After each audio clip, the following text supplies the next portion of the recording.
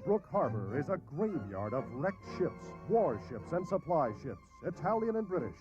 But not far away, in and around the heat-baked Libyan port, British and Australian troops are writing a bright chapter in the dramatic history of war. 6 months ago, they took it, and for 6 months, the do-or-die garrison has held on against Axis attacks, repairing their equipment from the enemy's wrecked tanks and trucks scattered hereabouts, and making the best of life in the besieged town. Mail call brings a thrill, news of a baby in far-off Australia, and the lucky father's buddies promptly give him the works, even to a loving cup.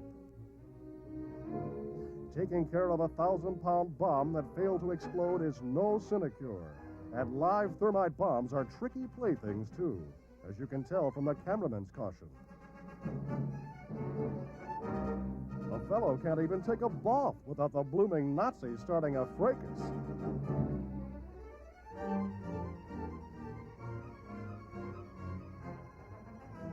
Hundreds of German and Italian tanks and other combat vehicles have been knocked off by British guns and dive bombers in the many attacks on the desert stronghold. British raiding parties also take their toll of enemy lives and equipment. Great numbers of Nazi and Italian prisoners have fallen into the hands of the heroic garrison, including many German tank crew members.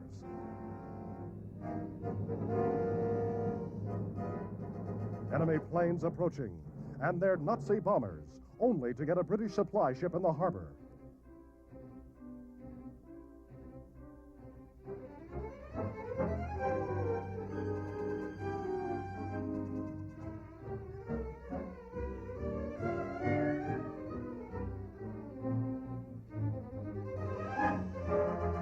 They got her that time. The sailors on board jump for their lives as the ship quickly goes to the bottom. What a sight! A ringside seat at one of the most spectacular events in the Battle of the Mediterranean. Anti-aircraft guns down several of the bombers, while the sailors get ashore safely to carry on in the dramatic siege of Tobruk.